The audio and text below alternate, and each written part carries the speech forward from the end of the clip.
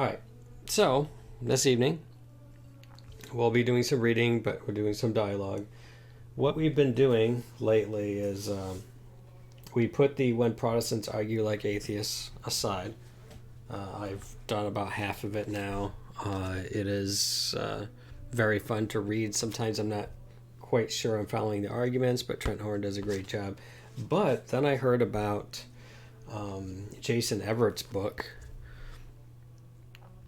Male, Female, Other, A Catholic Guide to Understanding Gender.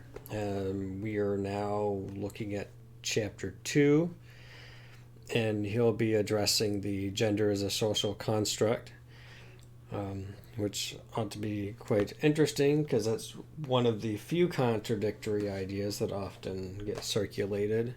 But as custom, 2 book recommendations on this topic. We have Ryan Anderson's book, When Harry Became Sally, responding to the transgender moment. Very good book. Very good book. And, of course, Irreversible Damage by Abigail Schreier, The Transgender Craze Seducing Our Daughters. 2 very good books. Definitely recommend them. All right. As always, our goal is to look at this particular question, not so much through the eyes of the culture, though we do need to know how the culture is looking at stuff.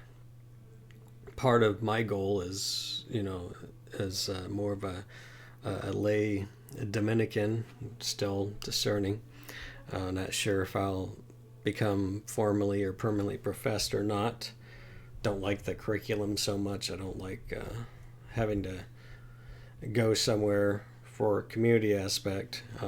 But what I do enjoy is the learning about social issues, learning about the culture, finding ways to communicate the teachings of the Catholic Church in a relevant manner so that people can understand what the Church actually teaches on subjects.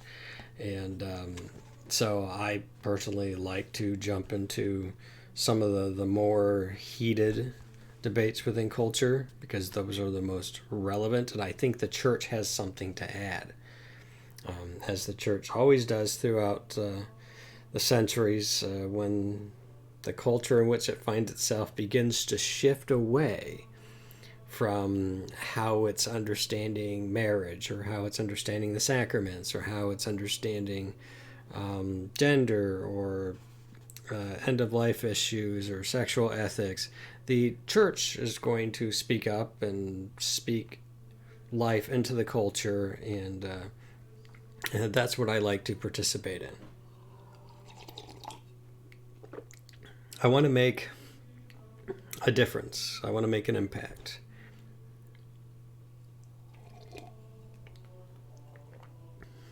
All right. So the claim, gender is a social construct. Men and women are essentially the same. That's the claim. Any distinctions we see between them are only because of cultural conditioning. If children were raised without gender stereotypes, women would be equal to men, end quote. That's kind of the claim that Jason Everett is going to be addressing. Having not read this yet, kind of makes me wonder if he's going to touch upon a very important aspect to this.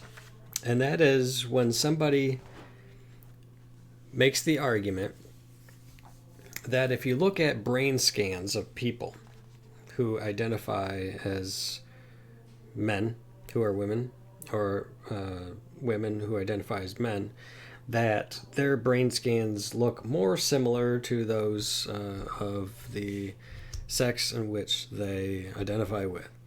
Now, obviously, if there's a brain in a female body, categorically speaking, it's a female brain. Not a single cell that composes that brain has a Y chromosome. It's biologically and chromosomally, it's female. It's a brain and a female. So it's a female brain. Whatever similarities, differences, and things like that that can be drawn shouldn't really concern us, because there's, like I said, there's a variety of personalities, a variety of likes and dislikes, a variety of traits, and what's the other term? Idiosyncrasies, interests, temperaments, all of the such, right? So if somebody's making some sort of argument along those lines, that is a totally different type of argument that is often made, such as the idea that gender is a social construct. Now, it's a very interesting idea in the sense that while it is true that in different cultures, men and women may have different roles in which they engage in, whatever role that may be, it's always a woman that is doing the role or a man that is doing the role, or how a particular, whether or not somebody is part of the male, what's the phrase I use? Part of the male component of our sexually dimorphic species, like the way in which the biological man would act and also express masculinity or maleness within the context of that particular culture. We may see some variety in that sort of stuff, which is, I mean, makes sense. There's so many different cultures. And some of the things that I think are really neat, there's different music, there's different dress, there's different dancing styles, different styles of martial arts, different stories, different foods. And these things are, in a sense, very common to the expression of human nature. But what we have also have seen throughout history, that typically males have been on average taller and on an average have been stronger and so on and so forth. Even to this day, the best chess player still remains a man. So how the brain is wired and is influenced by hormones and things like that certainly does play a role in some of the strengths and weaknesses, but a complementarity between the sexes. But to make the argument that, okay, so this person's brain looks structured differently for whatever reason. Some of it could be biological. It could be nurture. There could be some conditioning that occurs, and things like that. Even like with epigenetics and the activation of dormant genes and all of the such. And but even with all of those things, we're still just dealing with, at its very base, in general, there's this normative biological outcome that expresses to us from reality that we're sexually dimorphic, and so that means if we are part of the female component, that is the biological role in which we play in sexual reproduction and the propagation of the species and so on and so forth.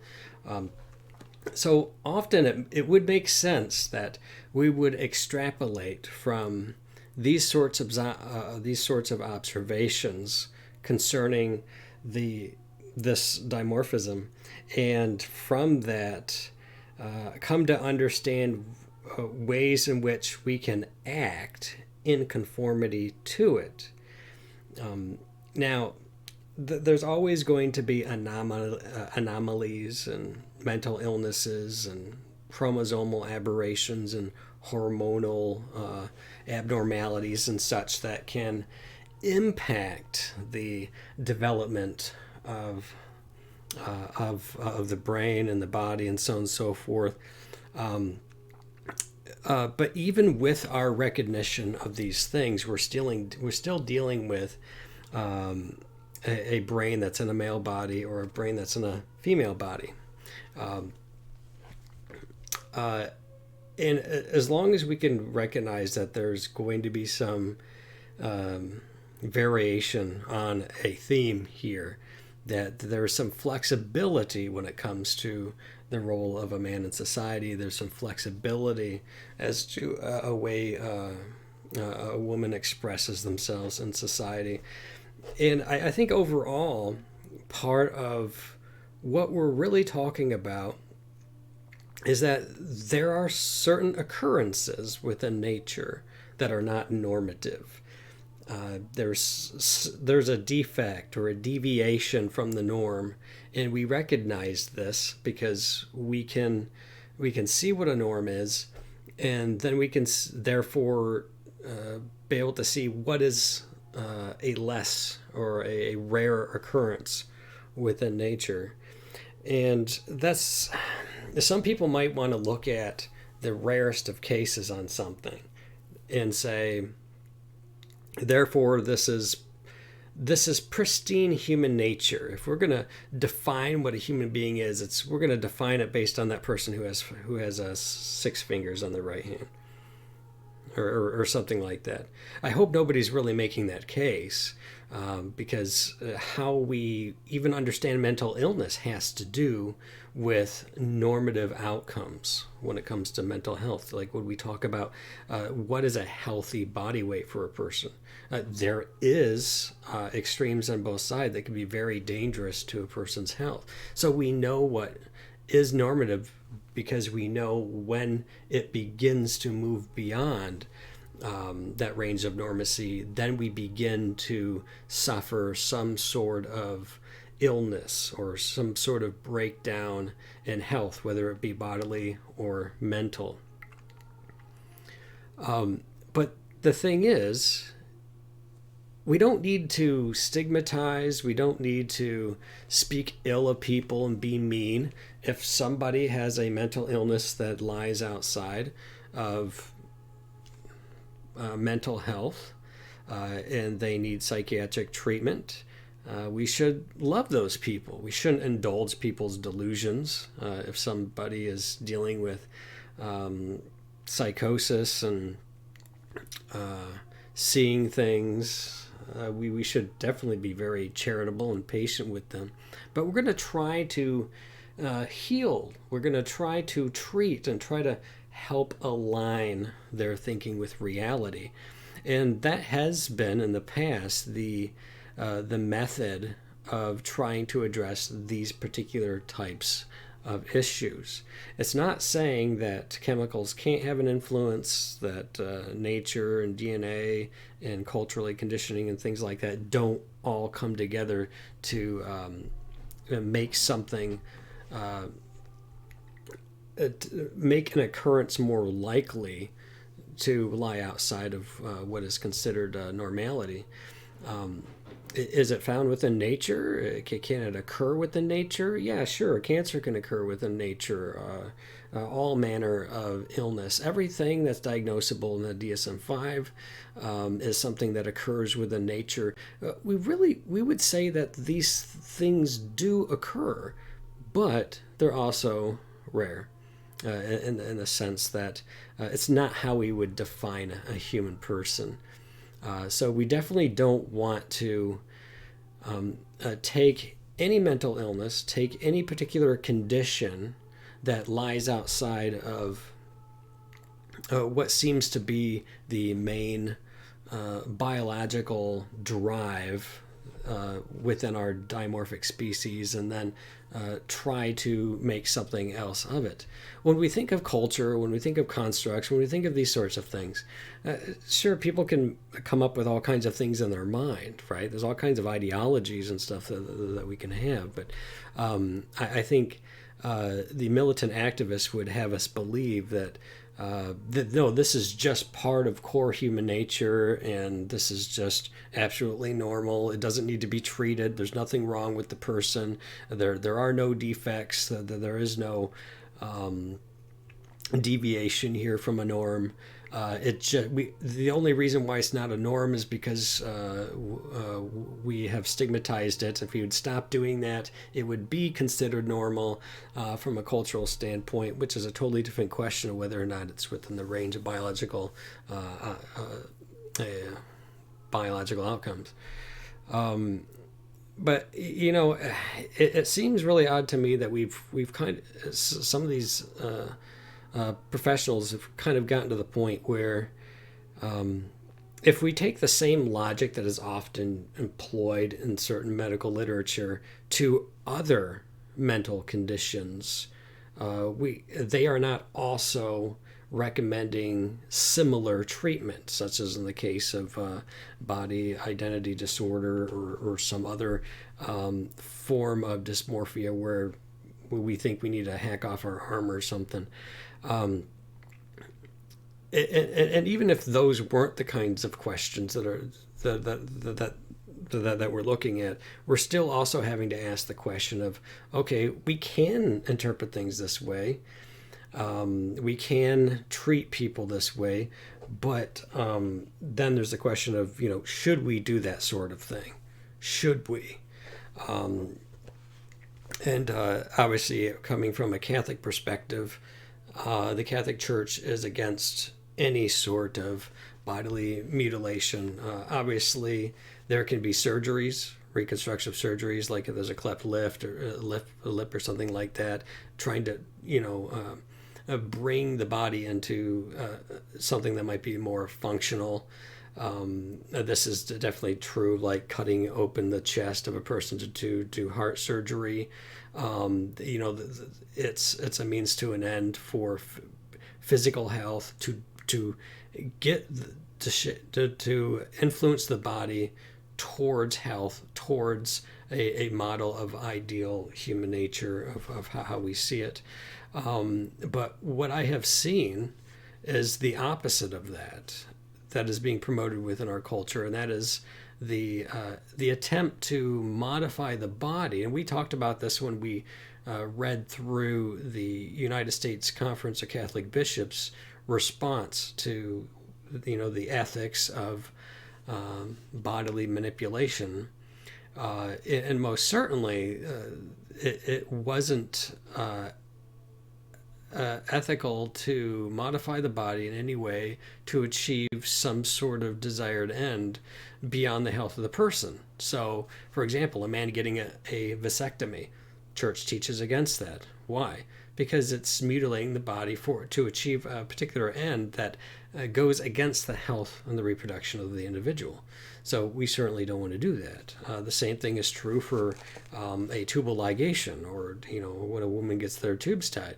It's the same sort of thing, where it's doing something to the body to stop the body from doing what the body has been doing and does naturally and is healthy for the body to do.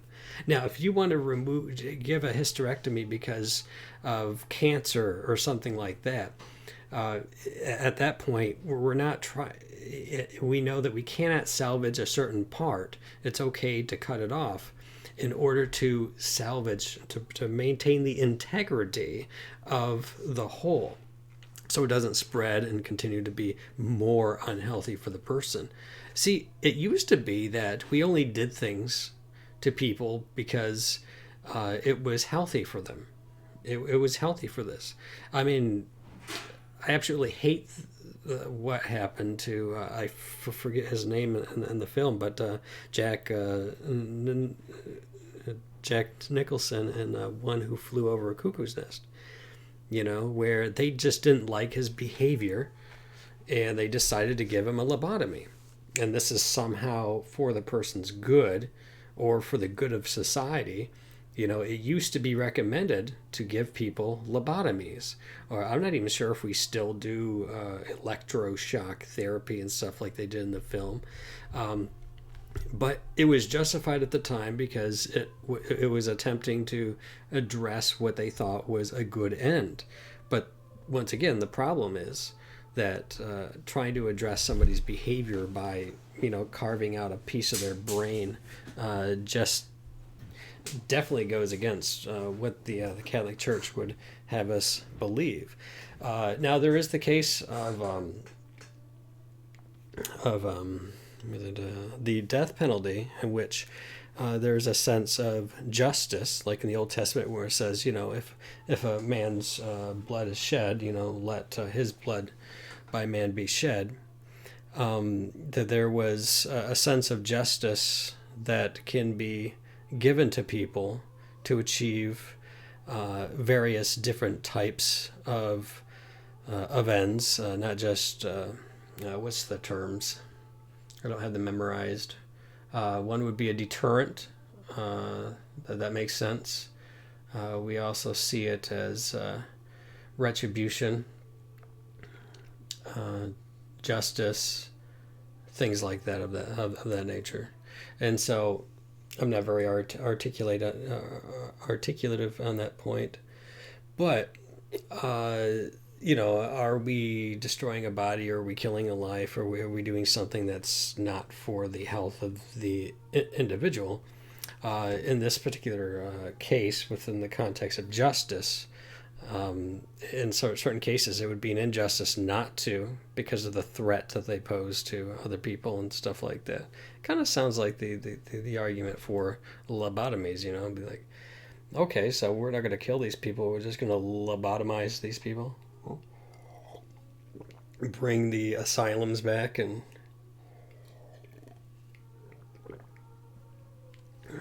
well, that is a different topic altogether. I've spoken a lot of my own here, but how about I read from the book now? I have about an hour's worth of content. So, when people claim that gender is a social construct, they are typically referring to social roles lived out by men and women. And while it's true that culture can shape the ways in which men and women express their sexual identity, it's untrue to imply from this that men and women are essentially the same. In the 1990s, the toy company Hasbro decided to test a gender-neutral playhouse that they hoped to market to boys and girls. It didn't go as planned. The Atlantic reported, quote, "It soon emerged that girls and boys did not interact with the structure in the same way. The girls dressed the dolls, kissed them, and played house. The boys catapulted the toy baby carriage from the roof." A Hasbro manager came up with a novel explanation. Boys and girls are different. You don't say. We've even seen this in the case with female and male monkeys. If you spread out a bunch of a stereotypically boy and the carriage from isn't that funny? Because the female monkeys have a maternal instinct, they're gonna they gravitated towards the dolls and stuff. It makes sense. What was it? One of the kids, was it Reiner? Oh gosh, I can't remember. The twin study that John Money did, that was an absolute failure with the botched circumcision. I'm trying to remember his name, but they tried to get him to do different things. So they gave him a sewing machine. And instead of actually making clothes with it, he took it apart to see how it worked. Okay, it makes perfect sense. Anyways, yeah, I want to read that again. That's good. The boys catapulted the toy baby carriage from the roof.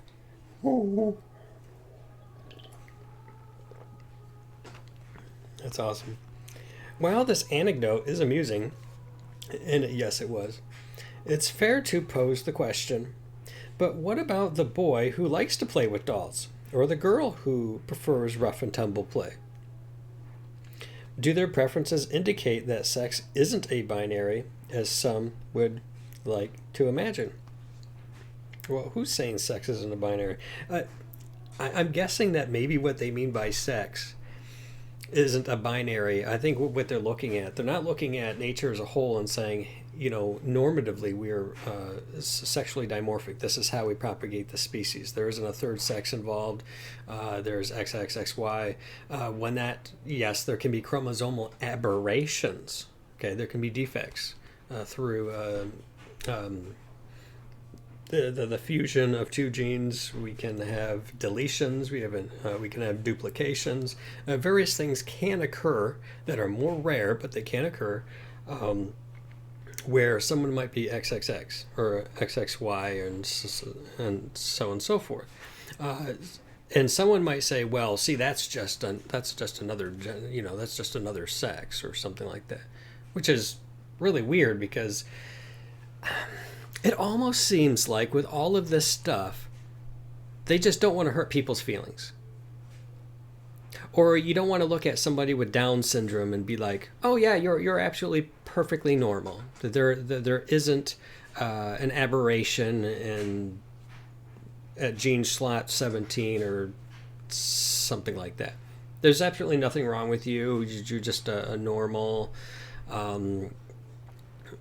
expected part of what human nature is.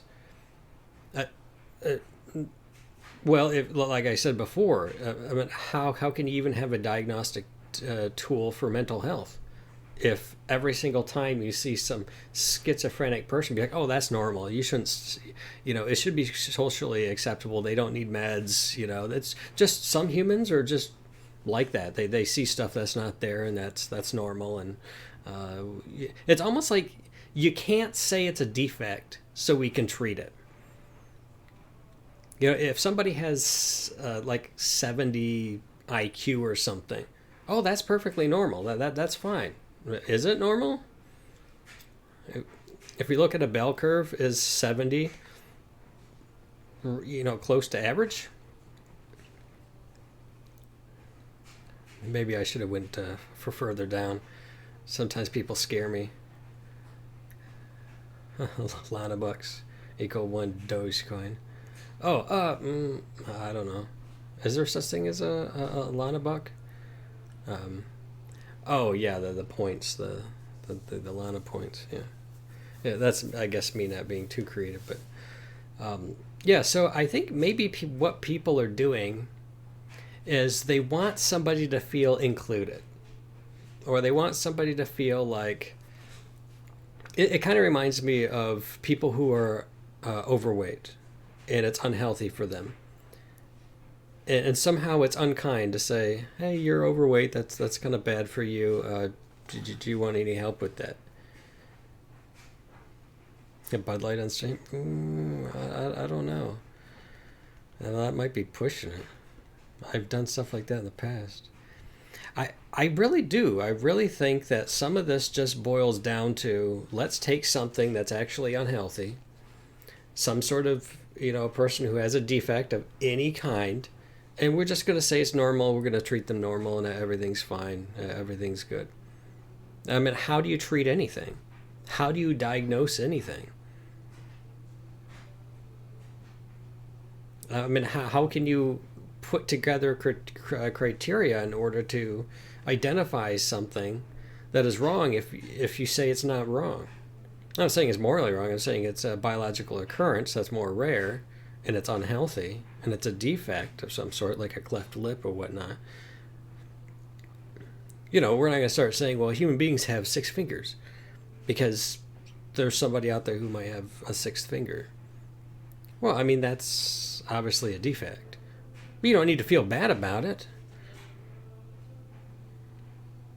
We have defects. Things go wrong, and at the genetic level, and how all kinds of different things can go wrong.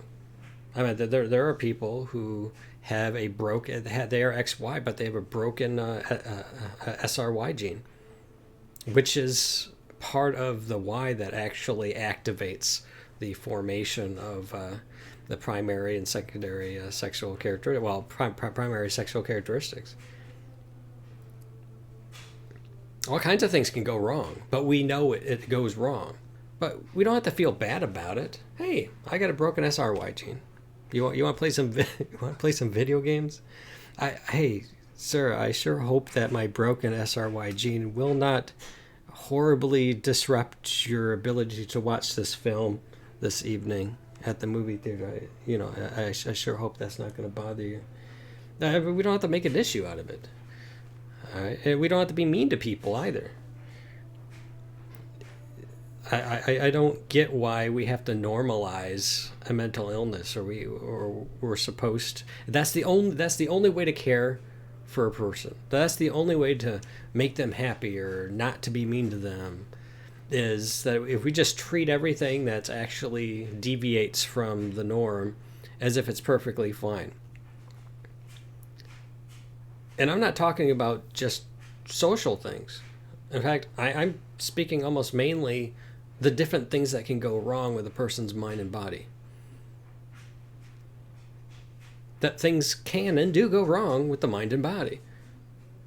And treatment means to try to bring the body and the mind back in line with health. And this also means to bring the mind back in line with reality and with the body. If one perceives something other than what is biologically and objectively apparent.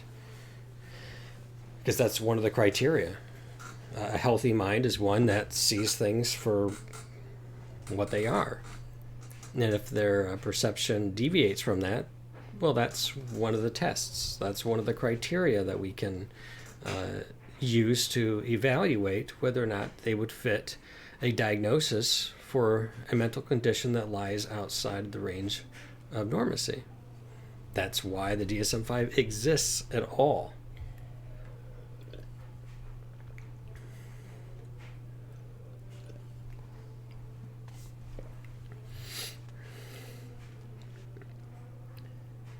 When considering the theory that gender is a social construct, it's helpful to remember that those who initially proposed the idea were often motivated by a desire to establish equality with women.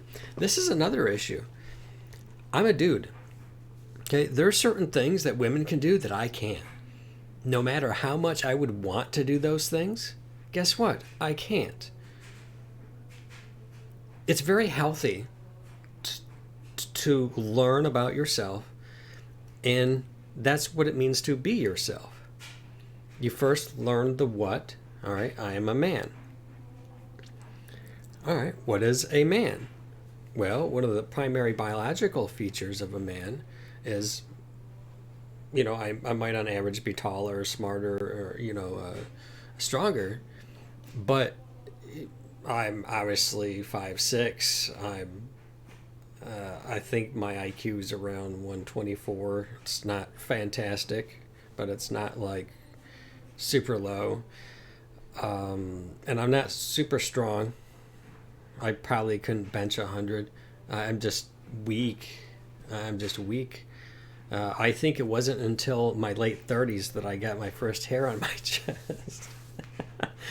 I just don't have a lot of testosterone like surging through my body. And that's just how I am. But it really wouldn't matter how much testosterone I had running through my body. I would still have that biological function as a man within the dimorphic species that, that's for the to promulgate the species, and to therefore it's proper and natural to and normal within nature for the man to be attracted to the woman and the woman to be attracted to the man. So that we can come together and we can have children, and we can just continue on that way, which is vitally important for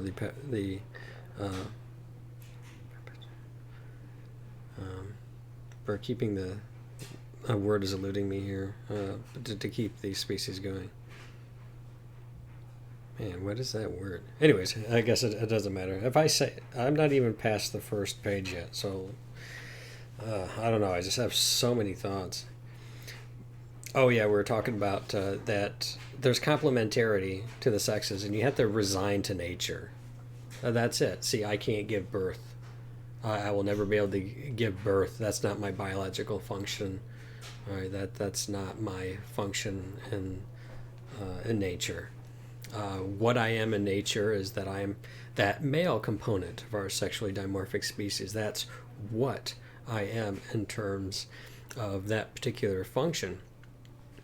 And to be quite honest, I'm fine with what I am in that. That's something that we learn, unless there's some defect or some issue, some intersex condition, some ambiguity. There's things that can go wrong, and we need to be sensitive and compassionate to that. But we also need to make sure people are getting the type of care that actually brings them back to health, properly understood, of course.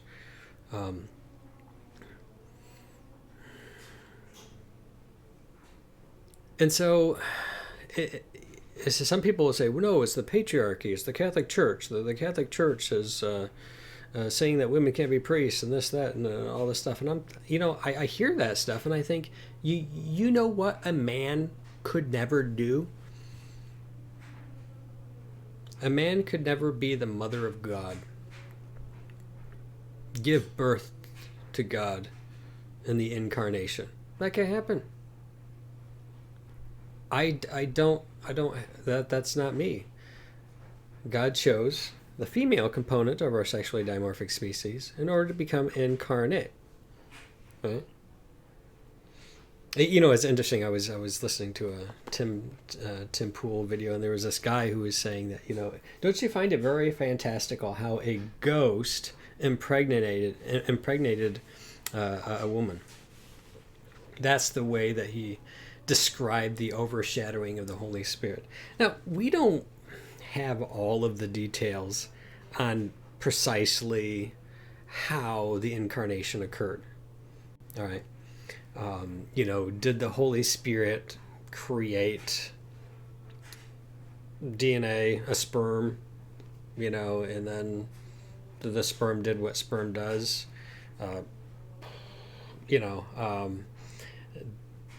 Did he take DNA within the woman from one egg and modify it and use it to fertilize another? And I don't know what the Holy Spirit did. But the thing is God he created the universe. He can do what he wants. But the point of the matter is that, this is not like some mere ghost, right? Where we're actually dealing with the creator. We're talking about nature's God here. And if God wants to become incarnate, then that's exactly what he's going to do. And we could say, well, definitely was taken from her flesh, of course, and how he does that's up to him. That's totally up to him. It certainly wouldn't be fantastical. The omnipotent God becoming incarnate. What, are people suggesting that God is incapable of becoming incarnate? But he can only do so in a woman. And so in the Catholic Church, actually, Mary's the Queen of Heaven. She's the Queen of the Apostles. All right? It is said that she is the highest created being. The highest created being. Obviously, we're not talking about over the flesh and blood of Christ, which she provided. Okay? That it was her flesh and blood that hung on that cross for us, and she participated in our salvation in this way. That's just mind-blowing, the value that the Catholic Church places upon women. Mm-hmm. One such example of the uniqueness of woman is their sensitivity. Consider, well, I'm sensitive. What are you saying, Mr. Everett? Consider, for example, the experiment that psychologist psychologist, doctor, yes. Richard Fabes conducted on children between ages of 6 and 8 to assess how boys and girls respond to the sound of a crying baby. The children were placed in a room where they could hear the infant crying through an audio system that included a microphone. They had the option of comforting the child through the intercom or simply turning off the loudspeaker. Most of the boys, in fact, twice as many as the girls, simply shut the volume off to resolve the problem of the crying child. That's funny. I like these little tests, these little case studies. From within the womb, girls begin to outperform boys in terms of their ability to hear. Girls are more sensitive to small changes in volume, and as they mature, will soon be able to detect subtle inflections within the human voice that are imperceptible to the male brain. This is due to the fact that small hair cells in the inner ear of women vibrate more intensely than men's, amplifying their hearing ability. In fact, in order for the average boy to hear as well as the average girl, one's voice needs to be amplified by about 8 decibels. Granted, this doesn't guarantee that he's listening, but at least he can hear you. Although a woman might take it personally that a man seems incapable of hearing her while he's performing another task, there's a good reason for that, partially because of the greater number of connections between the 2 hemispheres of a woman's brain. She has an extraordinary ability to multitask. On the other hand, researchers have found that if you scan a man's brain while he's reading, you'll find that he's virtually deaf. Not sure what that means, but while these differences might seem lopsided in favor of the women, they also confer certain advantages for males. Men, for example, are comfortable with sounds twice as loud as women. Granted, some males are more sensitive to sound than others, but this is the exception rather than the norm. And once again, we hear that word, norm. Although women's hearing is more sensitive, men have a greater ability to locate the source of a sound in a 3-dimensional space. Meanwhile, because of the testosterone bath that the male brain receives beginning in utero, his auditory system is formed differently, thus giving him a greater ability to tune out ambient noise than the average female brain. This gives men a unique ability to focus intently on the object of their attention. Women, on the other hand, tend to absorb the sounds of their environment to the opposite, and sometimes hyperabsorbent extreme. While a woman sits at a cafe across from a friend, she might simultaneously be eavesdropping on multiple conversations at nearby tables while reading the body language of those outside of earshot to assess which couples are getting along and who is more interested in whom, all while fully engaged in a deeply personal conversation at her own table and without giving her partner any indication that she's mentally performing surveillance of nearby tables. What men lack in terms of their ability to hear, they make up for with their visual capacities. Researchers applied 15 vision tests to nearly 900 men and women and discovered, quote, on no test did females significantly outperform males, unquote. Although women have a greater ability to discriminate between colors, men have a stronger ability to gauge depth perception and track moving objects in space. On the surface, it might appear that men have more acute vision than women, but women have a more highly developed capacity to interpret what they see. It's well established that on average, women are superior at reading facial expressions and understanding body language. They are adept at reading nonverbal messages, but only to decipher the validity of the spoken word, but to assess unspoken needs. This is kind of interesting because for men, the opposite here would be like Asperger's syndrome, which would be what some have referred to as a kind of super male brain, where things that are typical to the male brain are shifted even further to the extreme. And some actually have a really hard time reading facial expressions and understanding body language. This is one of the criteria to understanding Asperger's or autism and so on and so forth. It could be one of those issues that ends up occurring here. Although men are better at identifying their emotions, women are better at identifying the emotions of others. This is why, as one researcher noted, men gradually find statements like, "Although I said ABC, the circumstances should have made you understand that I meant XYZ," extremely difficult to comprehend. Women rely more heavily on men upon nonverbal cues in interpersonal relationships, and it's possible that they may rely more on this than the spoken word. As Pope St. John Paul II remarked, women see persons with their hearts. Visit any college dormitory, and you'll concur that women smell better than men. Hey, Dragon, how's it going? I think it can be. I think that a lot of kids were put on Ritalin, and there may have been an overdiagnosis of ADHD and stuff like that with kids growing up.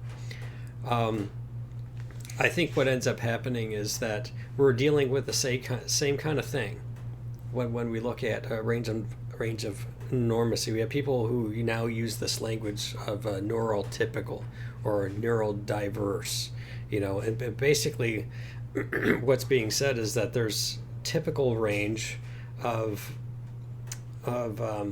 outcomes for mental health and the ability to reason, to process sense perception, the reading nonverbal cues and meanings, interpretations, and all these other different stuff.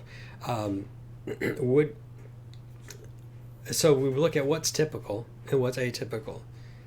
All right, so the so-called neurodiverse brains are just ones that are wired slightly different in certain respects. Now, the thing is that language of wired slightly different can be a bit problematic because I would say somebody who has an autism diagnosis has issues that are actually difficult for them to live with. It actually hinders social relationships, success in life. It can actually cause distress and other issues.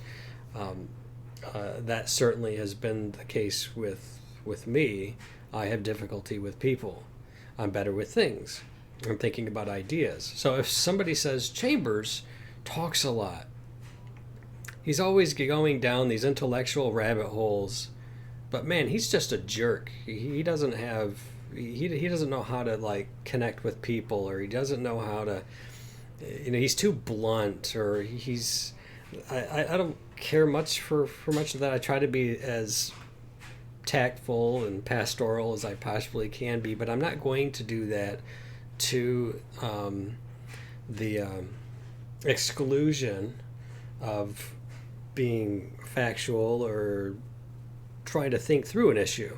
I think through issues as ideas. Some people will say, well, you're being really mean because you're denying my existence and this, that, and everything. And I'm like, first of all, I'm not even putting your feelings and perceptions into the equation, because objectively, something is true here regardless of your perception and feelings.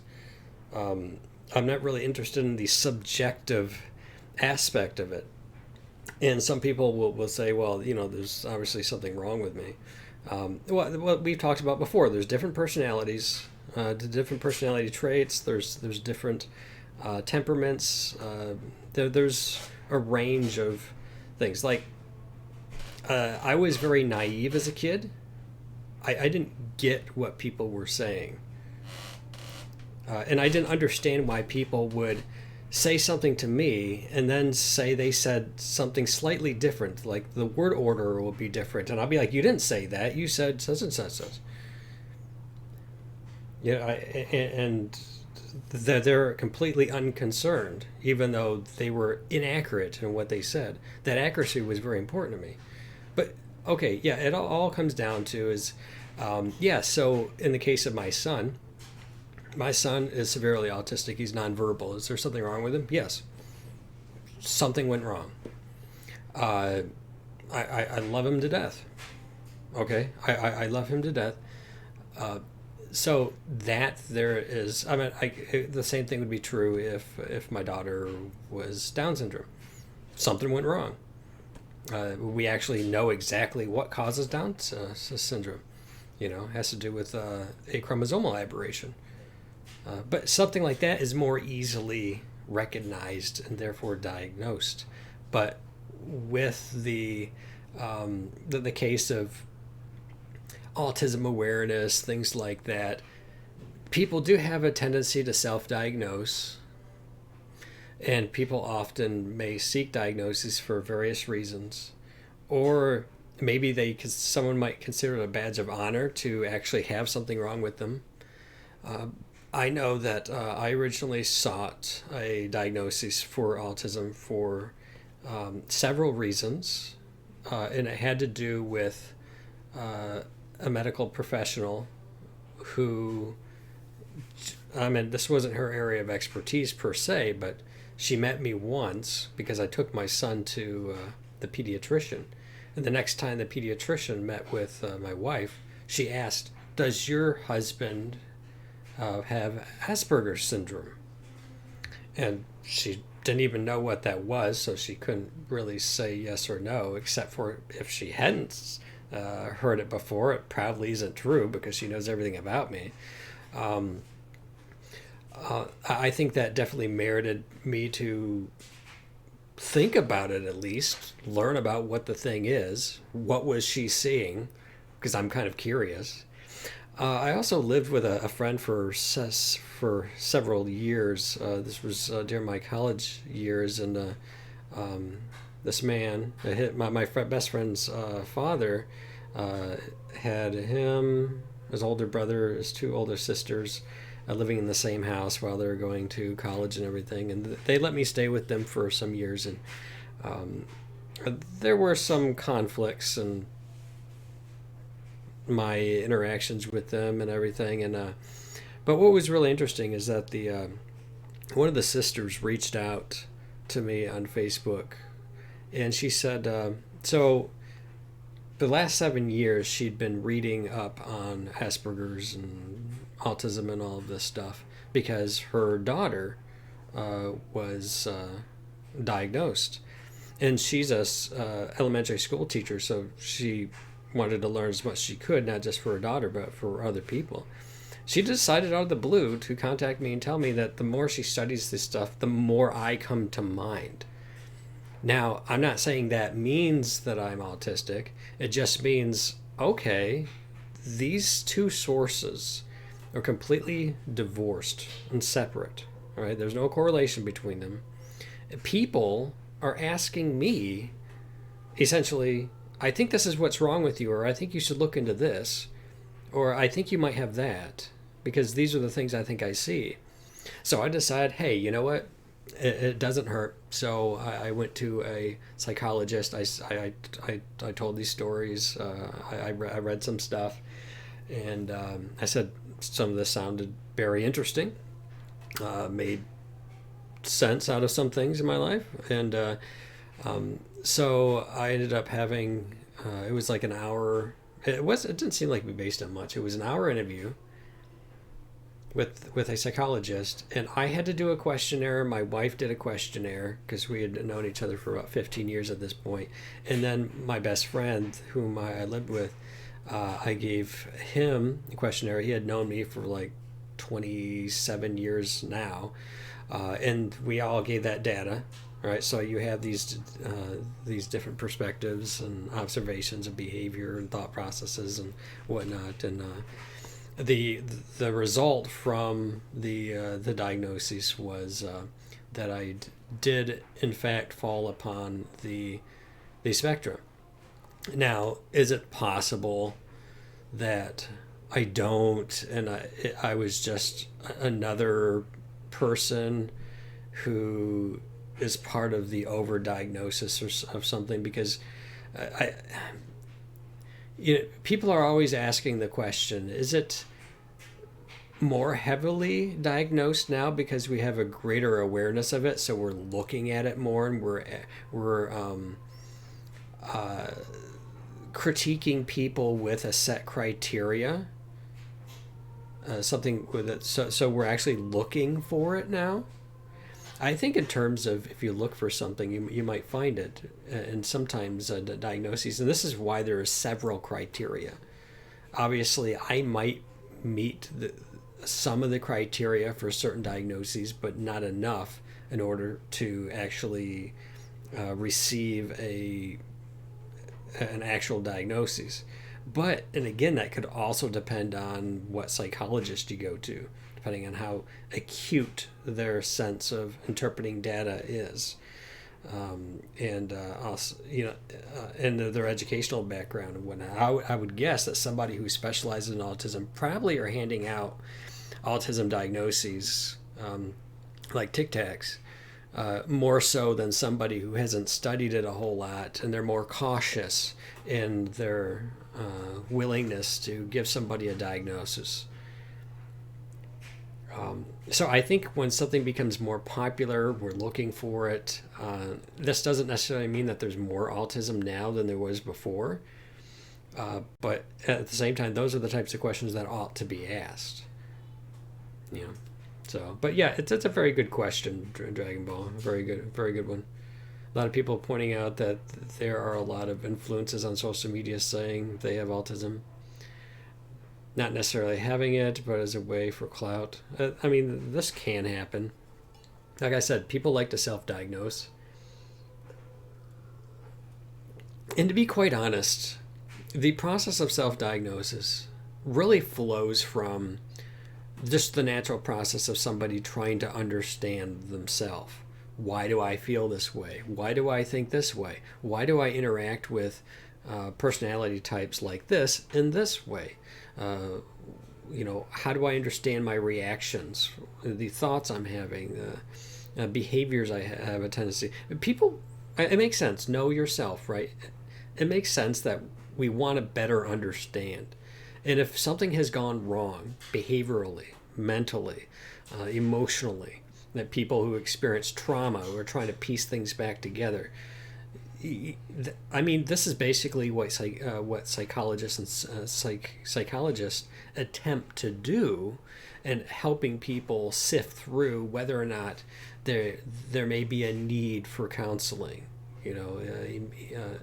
emotive cognitive therapy, or maybe they just need friends and encouragement, or they may benefit perhaps from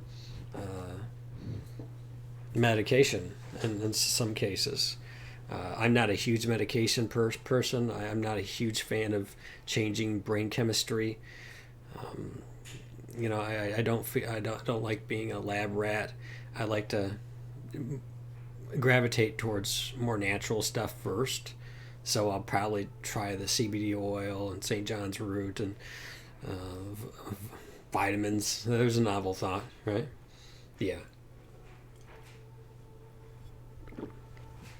No, it's a good idea, because really what we're talking about is there's a lot of differences or variations within. So if you look at the male component of our sexually dimorphic species, you're going to see all kinds of variation and variety in things that aren't definable as deviations per se. There could be some outliers that aren't that might be problematic, but not like disturbing. And so there's gradations of things as we move away from a norm. Well, we're not really moving away from norm. We recognize ourselves not in the norm, and we may be slightly problematic, ranging to extreme distress. But some of that stuff has to be dealt with on an individual basis. And I always recommend to people to surround yourself with wise advisors, to have friends in your life from a variety of backgrounds, and have encouragers in your life that aren't necessarily going to kind of steer you necessarily in one way. You want people to be objective. And I think with the social media component, often people will gravitate towards certain personalities on YouTube or TikTok or somewhere else, and they may begin to connect with, relate with somebody and self-diagnose that way, which may or not be good. Like, I didn't seek out to self-diagnose. I had a medical professional approach my wife. I had somebody who was a school teacher who works with youth for a living, who was raising an autistic child for 7 years and done extensive research on this subject, reach out to me out of the blue. I didn't seek that out. So that's what I mean by having friends who could at least suggest what might be some explanations, additional explanations. Because I know, like, for me, I had a false diagnosis of bipolar when I was 16. I was on lithium and Depakote and all this other stuff. I was on like 7 different medications at the time. I think I maxed out at 9 at one time. And it was a very difficult time in my life. But later on, I began to, in this case, I did some self-diagnosis because I thought that they had overly diagnosed bipolar in this case, because it was, my father had never received the diagnosis officially. All right. He ended up killing himself, but he certainly needed help of one kind or another, but they simply assumed that because he had it, if that was ever officially diagnosed, that therefore me and my brother had it because there was some biological connection of bipolar. But I argued, listen, my father committed suicide when I was 10.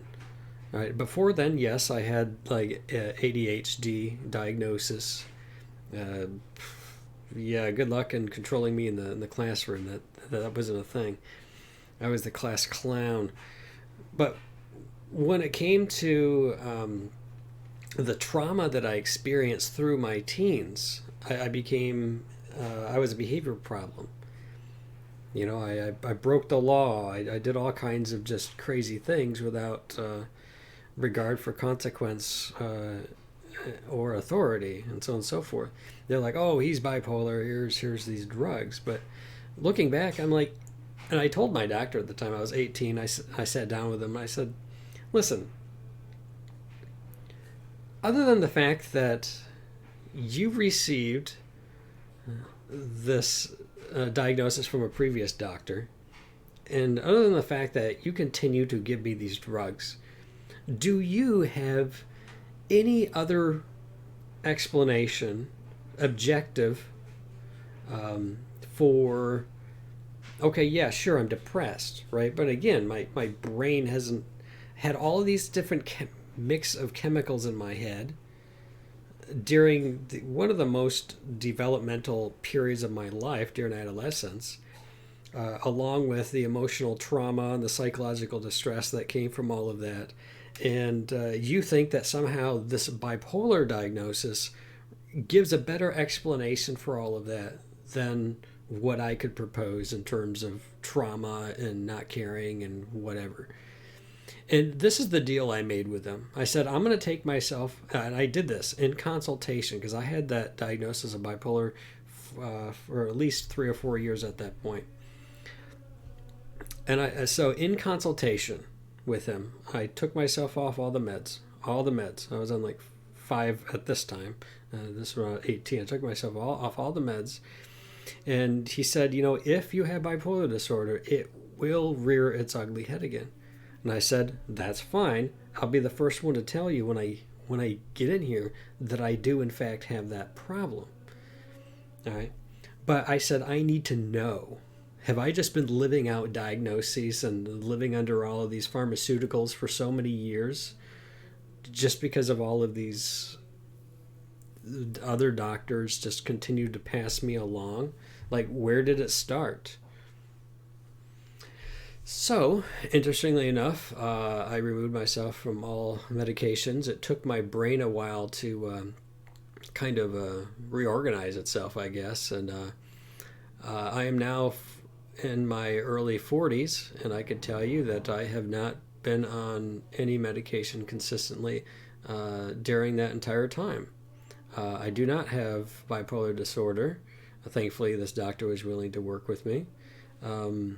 So, yeah, sometimes things can be misdiagnosed. Sometimes things can be overly diagnosed.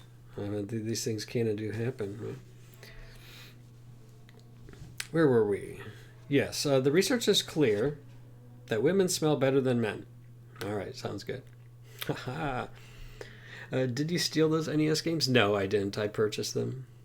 The medications they give out essentially at a young age have effects that people live with for the rest of their life. Yeah, so that's one thing I've kind of wondered. Like, my brain was developing at a very young age. I was on Ritalin since like age 3 or something. They tried Adderall when I was 2, and they took me off because as a toddler, I would just sit there on the couch, and my eyes were like this big, my pupils and whatnot. But I remember my mom crushing Ritalin up into a powder and then mixing it into applesauce because I didn't have the ability to swallow the pill as myself.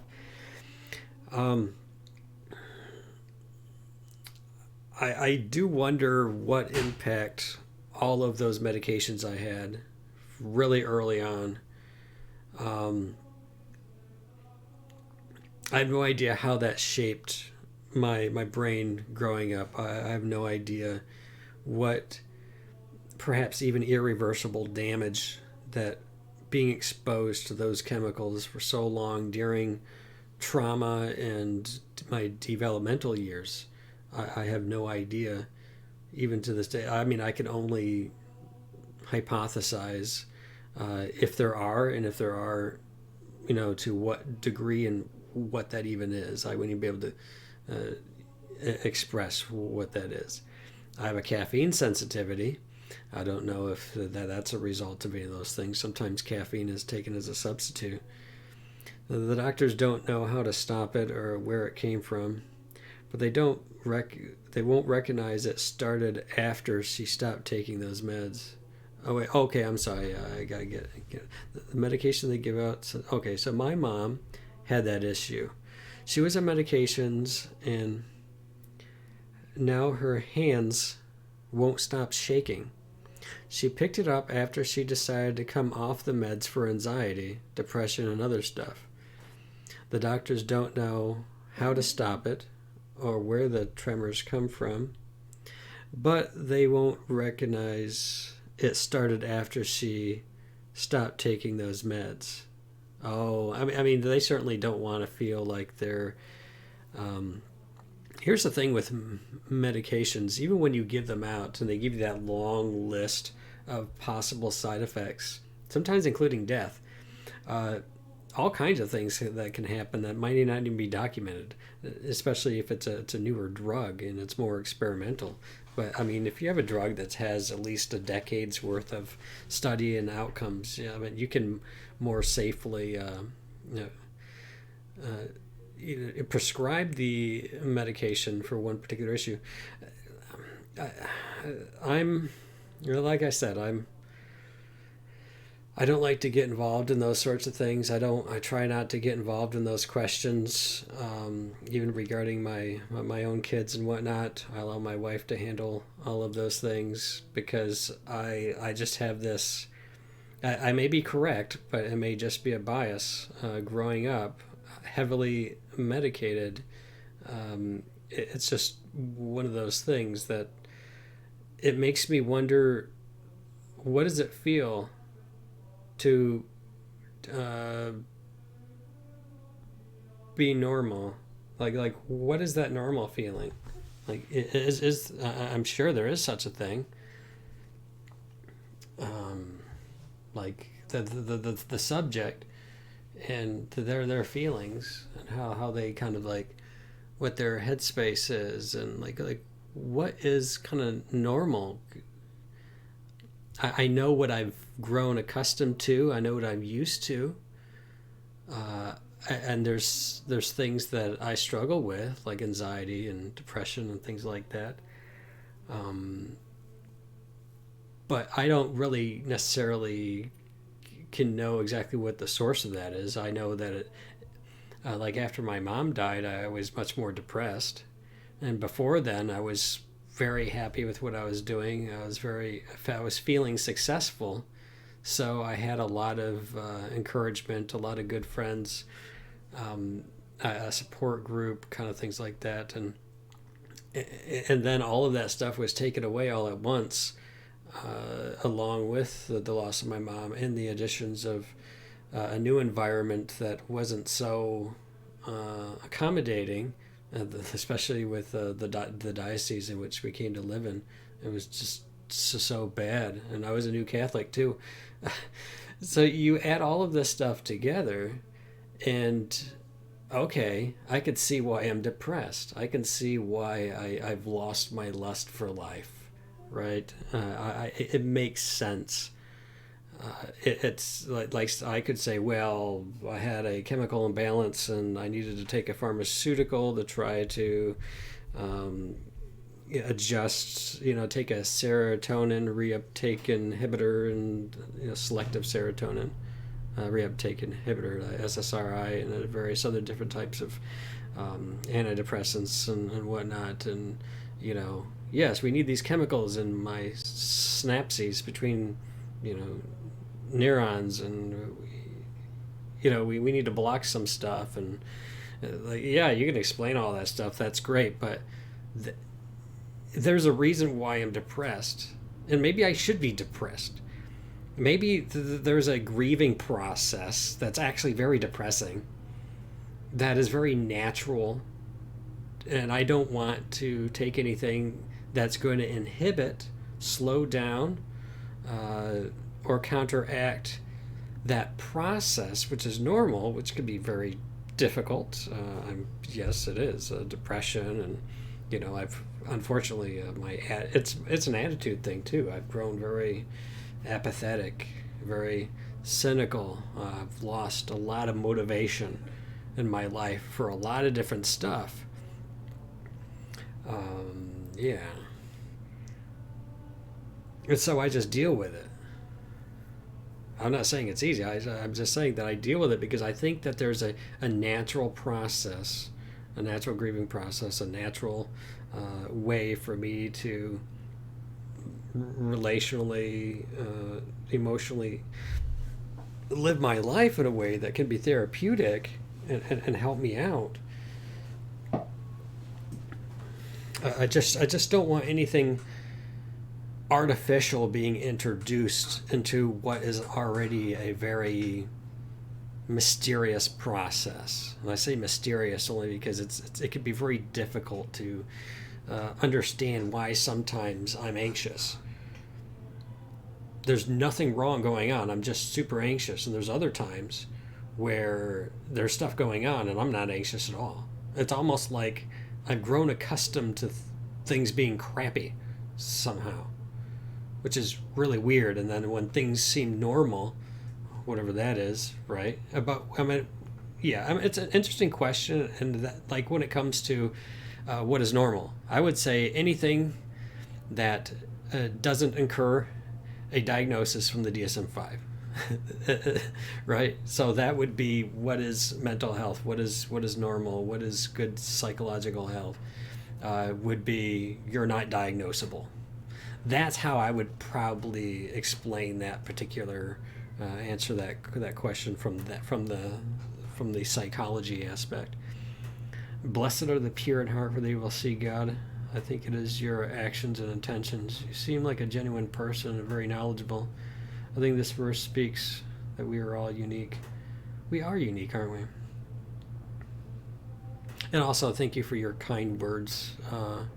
I do like to think of myself as being genuine, good-natured, I like to call it. I wasn't always that way. Or maybe I was, and it was just shrouded in trauma and adolescence. But I think when I became a Christian at 18, as I remember when I was really, really young,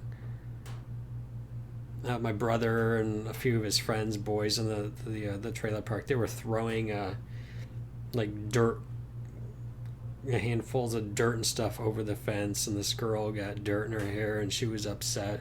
Not only did I not throw dirt, not only did I chide the boys for throwing dirt, but I jumped the fence uh, because of empathy, and I apologized to her on behalf of my brothers and others, and whatnot. I never saw her again.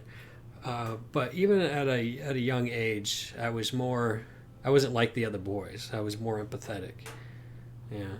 I normally played by myself, really, to be quite honest. When it was time for recess and stuff, I played by myself. I opted. Or I played soccer or something like that, because at least then you're not really interacting with people per se. If the ball comes near you, you kick the ball. It's what it is. Yeah.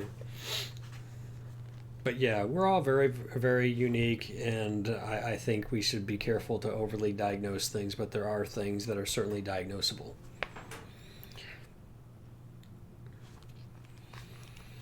Uh,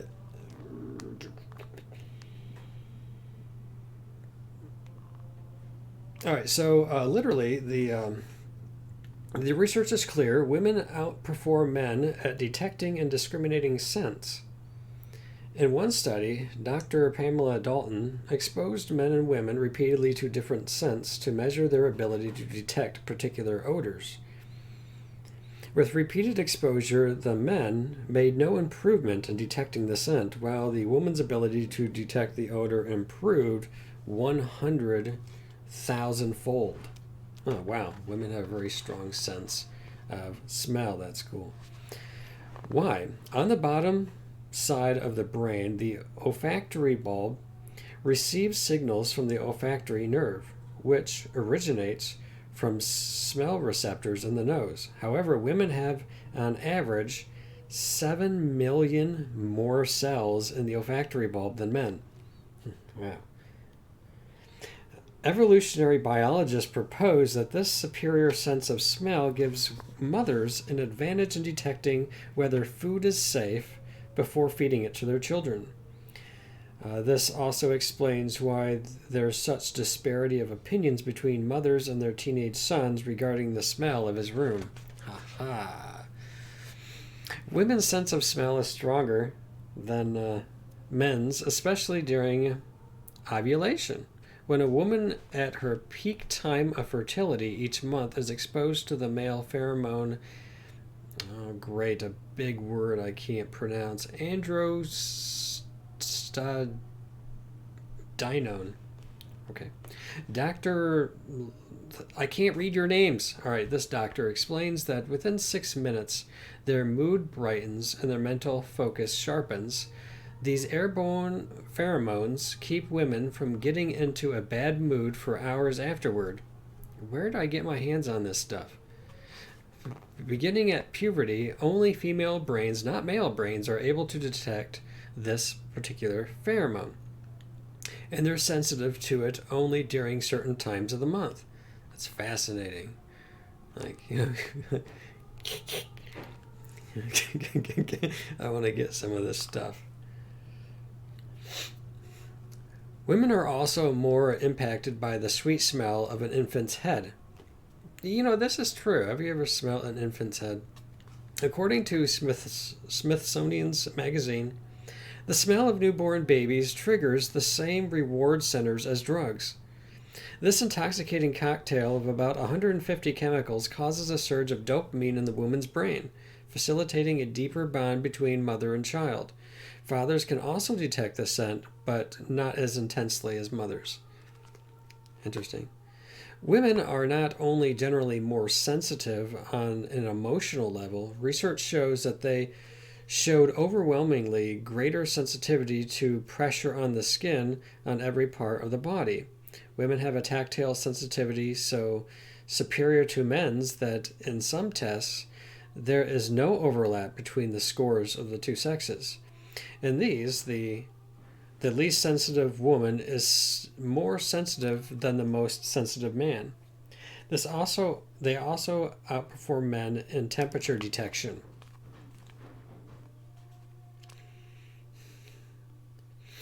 Watch any online fail compilation video, and young men excel far beyond female counterparts at making almost miraculously stupid decisions.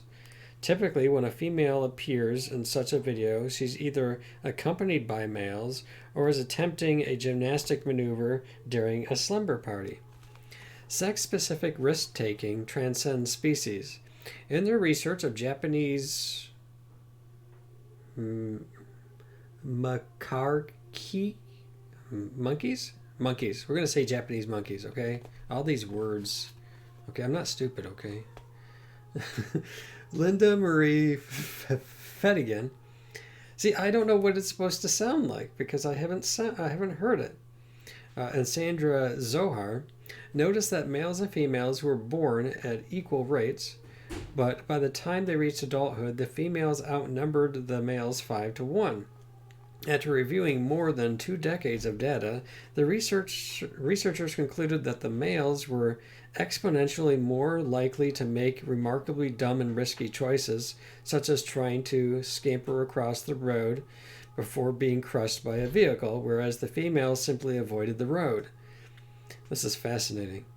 All the male monkeys were dying off by doing stupid stuff. That's great. Human behaviors that many consider to be socially constructed gender stereotypes also appear in primates. Take, for example, young vervet and rhesus monkeys. Females prefer to play with dolls, whereas the males opt for toy cars and a ball. Or consider the wild chimpanzee.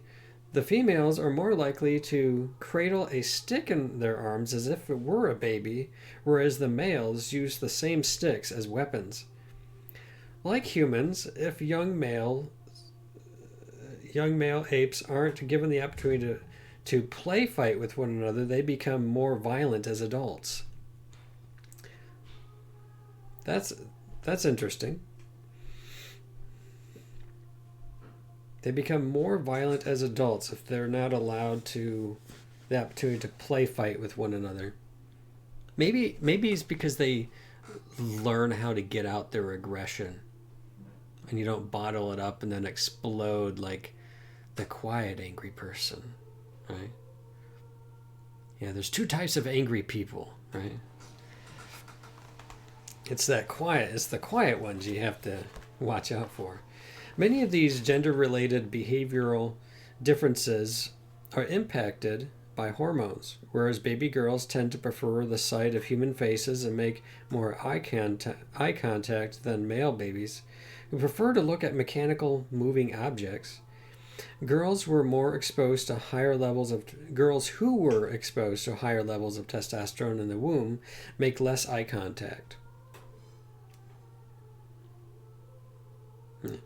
Maybe that is why you see so much aggression in children who sit at home on games and don't go out and socialize. It could be. I've sometimes I become aggressive towards my son. Like he'll do something to like provoke his sister or whatnot, and then I'll go over to him in an aggressive posture and like start wrestling with him a little bit. Yeah, I think I need to do that more. Because I think it's healthy for him to play fight, and I don't think he gets that opportunity, particularly in schools, where you can't do anything. You put your hand on somebody's shoulder and you're being sent home. They could tell the 4-year-old to beat him up. That's right.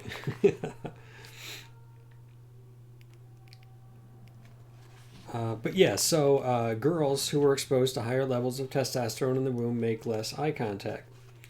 Girls who were exposed to higher levels of testosterone tend to be less interested in children and have a more difficult time interpreting others' emotions. Right? That makes sense. Whereas women with lower levels of the hormone are more interested in parenting, wearing makeup, dressing up, cooking, and interior decorating.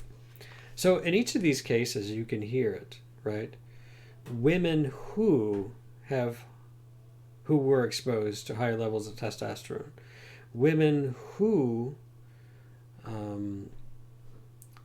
were exposed to less levels. Right? In each case, it was still a woman, but the hormonal impact can adjust interest and how the brain works and all of that, which is very fascinating stuff.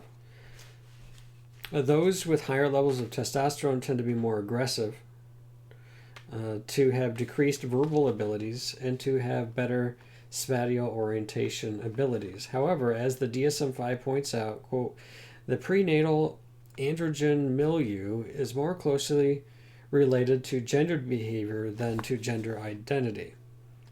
So once again, it relates more to the behaviors of women who have less or more of this particular hormone. It has less to do with some sort of perception of being some other gender that's untethered to their biological sex. Although behavioral differences offer evidence that sexual distinctions aren't merely culturally constructed, it should be reiterated that women who engage in gender nonconforming behavior are no less female than women who exhibit more typically feminine behavior patterns. Yes. While some might ascribe the behavioral differences between men and women to cultural conditioning or hormonal variations, the more closely one examines the bodies of men and women, the clearer our differences become. Researchers have identified 6,500 sex-specific genes. Every cell of the human body that has a nucleus is sexed. And according to Dr. Frank Marvis Jarvis, there are ubiquitous sex differences in the molecular makeup of all male and female cells. This is one reason why a sex change operation is technically impossible. Every cell of the human body would need to be changed. The biological evidence for sex differences is insurmountable. According to this doctor added, the combination of all genetic and hormonal causes of sex differences aforementioned culminates in two different biological systems in men and women that translate into differences in disease predisposition, manifestation, and response to treatment. This is vitally important. Why? What was the story? It was a woman who was identifying as a man, so in the chart it said it was a man. So they instantly eliminated the possibility. Now, I don't know if they were only looking at the chart. Maybe that was the case. But they had ruled out the cause of what was going on, pregnancy, because a man can't get pregnant. So they had ruled that off because the chart said male. That's bad. So this isn't just true between men and women. This is also true of different gene pools. There is different disease predispositions. This also has to do with what food certain cultures eats too. There's definitely other factors that go into this, but response to treatment, stuff like that. Men, I think, are more prone to having heart attacks than women are. That there's a reason why men and women have to pay different amounts of money for their insurance. I mean, this is true between my wife and I. What this means is that men and women are susceptible to disease in different ways. Women are more prone to autoimmune diseases, while men are more susceptible to infectious diseases. Men are more likely to suffer heart disease and are 3 times more likely to be diagnosed with autism spectrum disorder. Sex differences exist in rates of heart disease, asthma, diabetes, Alzheimer's disease, pneumonia, and autism, to name only a few. Men and women also exhibit symptoms of disease in unique ways, whereas men are often experience chest pain during a heart attack, women experience pain between her shoulder blades, nausea, vomiting, and shortness of breath.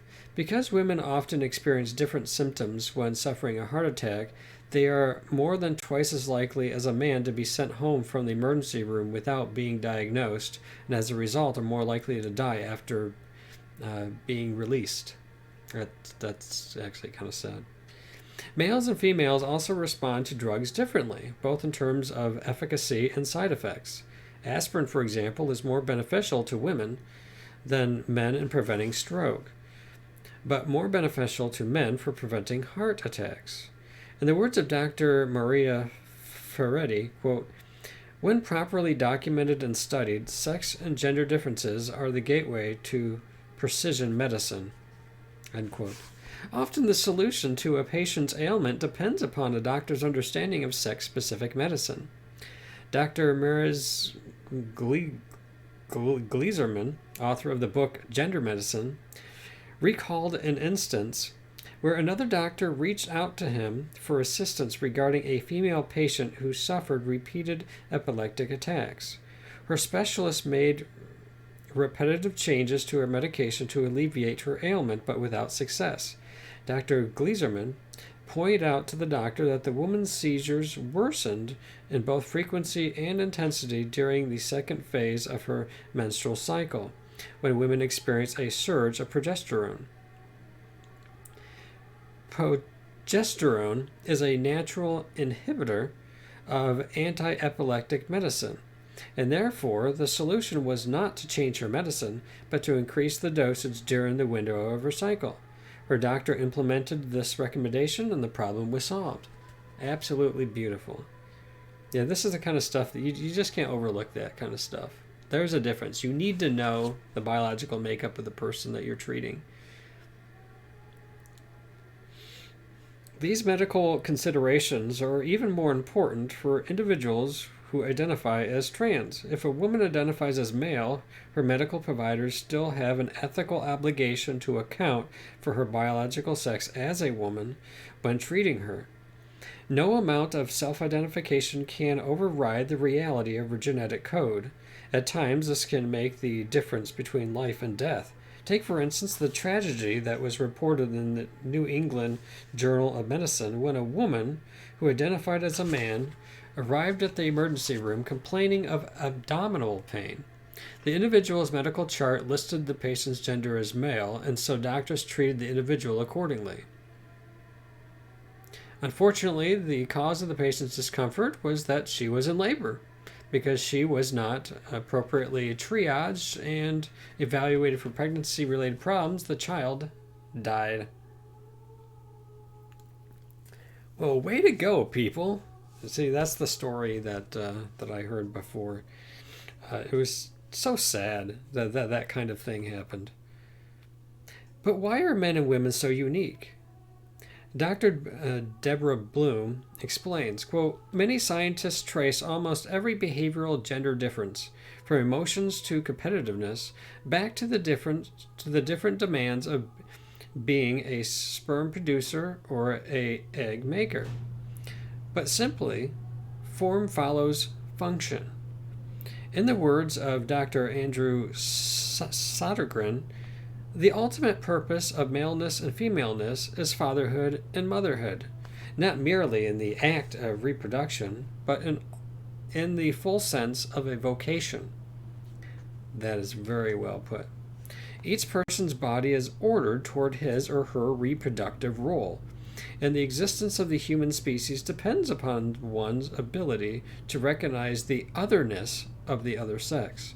Granted, a person's ability to procreate does not define his or her identity.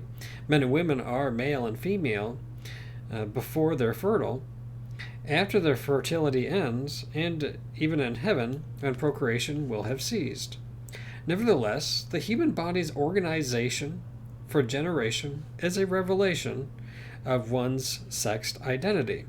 Just as the electricians who invented the power outlet and the electrical cord designed the two To be united to transmit electricity, human bodies are created in a binary and complementary form for the transmission of human life. I liked that quotation that form follows function. I think that sounds good. Even the smallest detail of one's anatomy point toward this reality. For example, during ovulation, a woman not only becomes more sensitive to touch and scents, the chemical composition of her saliva changes to increase the amount of sugar in it.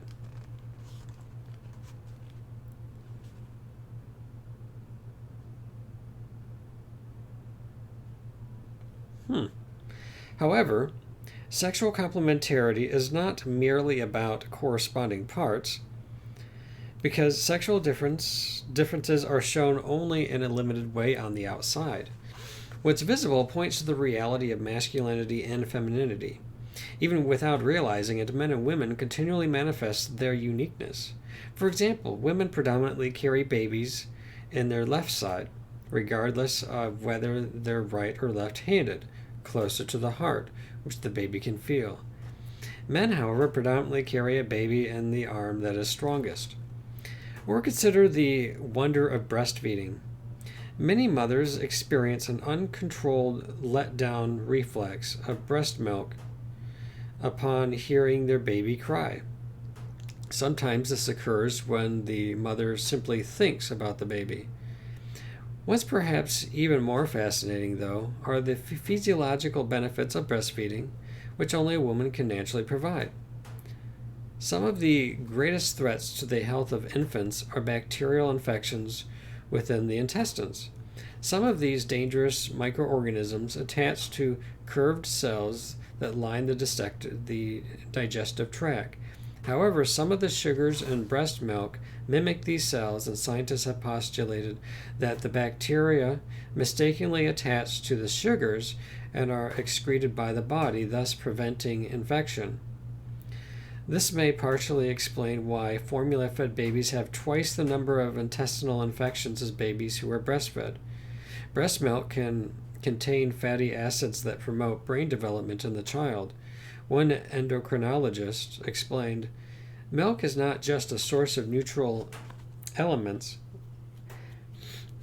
Some simple mixture of fats, sugars, and salts. It has a causal effect on the infant. It's usually a vehicle by which the mother transfers information to the child. One of the ways that a woman's breast milk transfers information to her child is through the immune system. When a baby breastfeeds, a small amount of saliva will backwash into the woman's breast. If the child is sick, her breast can detect the infection and it will immediately trigger an immunological response." That is fascinating. The chemical composition of her breast milk will change, and she will begin to transmit billions of white blood cells to the baby, specifically designed to boost the child's immune system to fight the specific pathogens. When the illness resolves, the woman's breast milk will resume its normal composition. One woman remarked, "So the next time someone shames you for breastfeeding in public, just tell them you're performing a diagnostic test." Wow. Because of the remarkable nature of womanhood, the British novelist William Golding exclaimed, "I think women are foolish to pretend they are equal to men. They are far superior and always have been." Eric S. Gray said, "Whatever you give a woman, she will have greater. If you give her sperm, she'll give you a baby. If you give her a house, she'll give you a home. If you give her groceries, she'll give you a meal. If you give her a smile, she'll give you her heart. She multiplies and enlarges what is given to her." Oh, that's very poetic. Upon reading this, some might feel offended that such a quote relegates all women to domestic life. But the unique gifts of womanhood do not determine a woman's destiny or require her to become a biological mother to lead a fulfilling life. Rather, they indicate that she has been entrusted with a unique capacity to nurture others. In the words of St. Edith Stein, a woman's soul is designed, quote, to be a shelter in which other souls may unfold. Both spiritual companionship and spiritual motherliness are not limited to the physical spouse and mother relationships, but they extend to all people with whom women comes in contact, unquote. Or, as Mother Teresa remarked, God's most precious gift to women is, quote, the ability to love as a woman, unquote. Perhaps this is why the devil is so desperate to convince women they need to become masculinized in order to become powerful. In light of all of the above scientific evidence of the uniqueness of men and women, imagine if something similar were true for individuals who experience gender dysphoria. Imagine if every cell was imprinted with genetic evidence of a transgender identity, and the organs and gametes were oriented towards such an identity. Those who disagreed with gender identity would be scorned for the absurdity of their anti-scientific beliefs, and yet the biological evidence reveals unequivocally that humans are sexually dimorphic creatures, and that sex is stable, unchanging, objective, and meaningful. To each of the above points, some might argue, quote, anatomical information is irrelevant, because gender identity has nothing to do with biology. In fact, the stubbornness of biology is precisely what lies at the core of gender dysphoria. So it doesn't matter if there are 6,500 sex-specific genes or 6.5 million of them. Those who seek to transition aren't trying to change their sex, they're trying to align their body more closely with their gender identity, end quote. In response, one might ask, quote, what if young people are being culturally conditioned to believe that their gender can be divorced from their body? What if gender theory is the social construct after all? Indeed. All right, that concludes our reading this evening of Jason Everett's book, Man, Female, Other, A Catholic Guide to Understanding Gender. I appreciate everybody who hung out. As usual, if you didn't catch it in the beginning, 2 other books I would recommend. Ryan Anderson's book, When Harry Became Sally, and also Irreversible Damage by Abigail Shrier. So those 3 books, and I will show those at the beginning and end of every video, right? That's right, now it's time to switch and do Jaws speedruns and the old school Jaws with the airplane that goes back and forth, right? Where we bomb jellyfish, which is by far the best part of the game, by far. Yeah, absolutely. The bombing of jellyfish. You all remember that from the Jaws movies, right? Yeah, I'm sure you did. It was my favorite part of the films. It was in all of the films, by the way. So it was good. The best part of the films. Yeah. Yeah, very accurate to the movie. It was awesome. It's great. And the music too. It's to this day the bonus music reminds me of something, and I can't put my finger on what it reminds me of. And it could be that I'm just remembering the music from my childhood and it's not really attached to anything else. But yeah, once it kind of switched to the bonus stage wasn't being done, I was like, man, that was like one of the most technical and enjoyable aspects of the game, and now you're not going to have it in the speedrun anymore.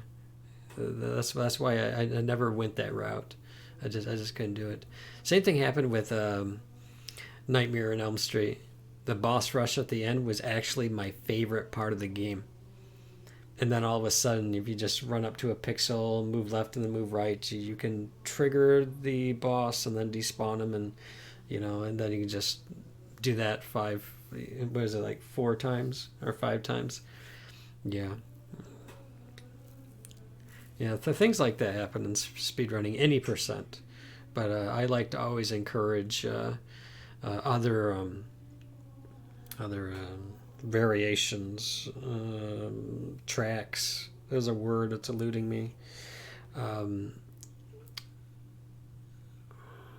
routes and so on and so forth. So I always like to encourage a variation on the games that allow us to engage the game and how it was intended to be played and so on and so forth. Um, if you were to go after a world record, what game would you choose? Well, can I already have the world record in the game? Because I think there's some seconds or so that I can carve off of Who Framed Roger Rabbit. I still think that I hold that. If I were to go back to a game that I didn't really spend enough time with, it would probably be the Alucard route and the Japanese version of Castlevania 3.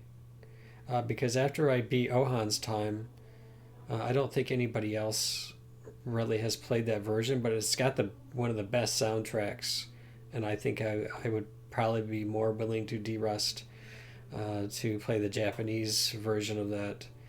The U.S. version just kept getting more and more insane, but I'm very happy to have participated in the rerouting of that overall. I don't know if I would go for that world record. It's pretty tight. It would be a lot of resetting, and I don't think I would enjoy that as much. I do think that the Alucard route on the Japanese version of Castlevania 3, though, speaking of which, hello consoles, would be. I think I still had another like 10-15 seconds difference between the world record I got and the sum of best, and even then I don't know how long that sum of best was. You see, at that point, what I did is once I got the world record for the first time on the US version, I just moved right over to the Japanese version and just learned how to. Yeah, you did. King asked me if I were to go after a world record in a game, what would I choose? I also chose, could it be a game I already have a world record in? Not have, but still hold, as far as I know. At this point, I would think that all my world records be taken down. I would the Who Framed Roger Rabbit would require. I think they merged the category in allowing people who play emulator to play Who Framed Roger Rabbit, but there's a real argument to be made that it's much more difficult on console because you're not working with fixed outcomes. So it's a totally different game. It's a totally different game. But I can say that looking at different possible routes and ideas, I think we've really narrowed it down. But yeah, if somebody with emulator beat my time on Who Framed Roger Rabbit, I would still consider mine the world record because of the amount of just how much harder it is. Because you actually have to. Even an argument could be made that you might not even be able to get the best outcome with an emulator. You would probably have to customize or randomize the RAM, and then you're dealing with once again you're dealing with non-official software that's manipulating outcomes.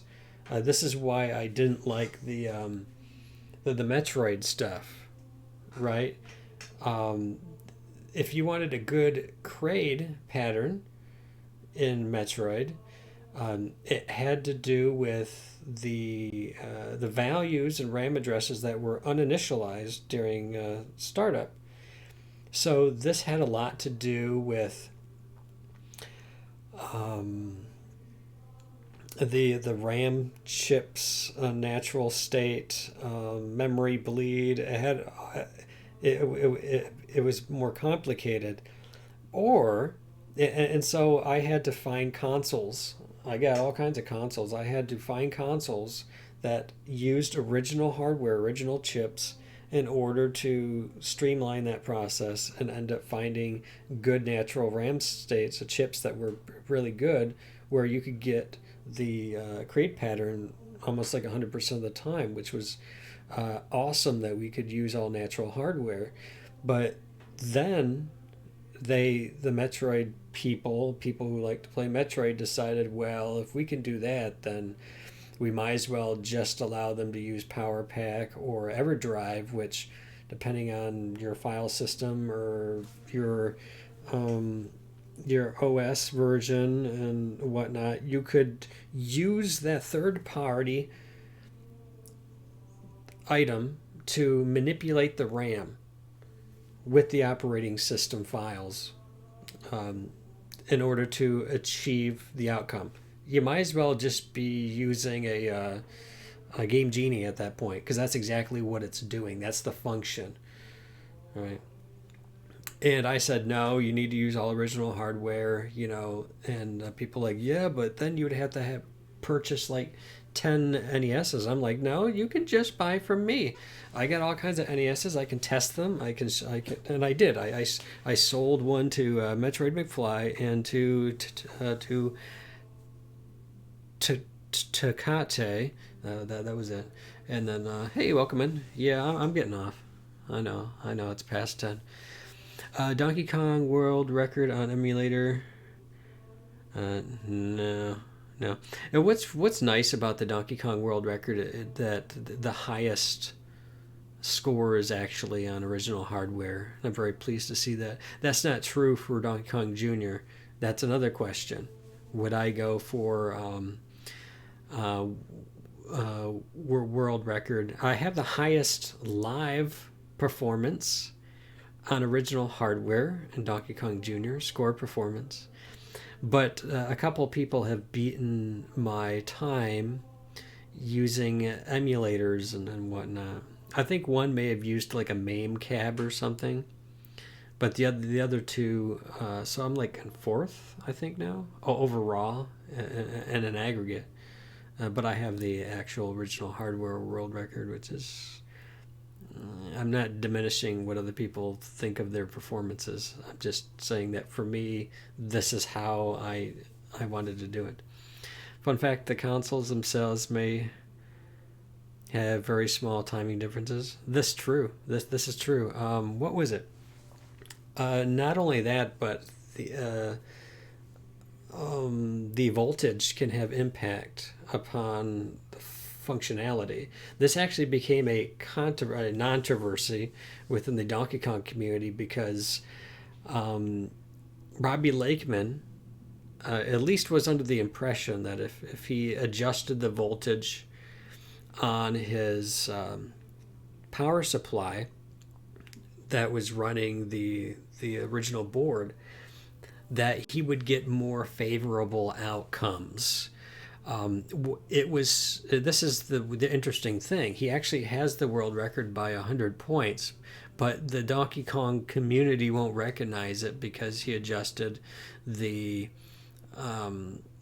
voltage, which there's never been a strict, you couldn't turn it up or down by 0.5 volts or something. There's never been any such rule, and different boards and different power supplies could just naturally have those effects anyways. He could have just gotten a different power supply or whatnot, but he may have been using a modern power supply for his board, but he adjusted the voltage with the intent or with the belief that it actually had an objective impact upon the outcomes of the game. And his world record wasn't accepted by them, which is unfortunate. It wasn't accepted by them, despite the fact that it literally did nothing. He just believed that it did. A long time ago, it was also believed that if you ran towards a fireball, that it was more likely to run away from you.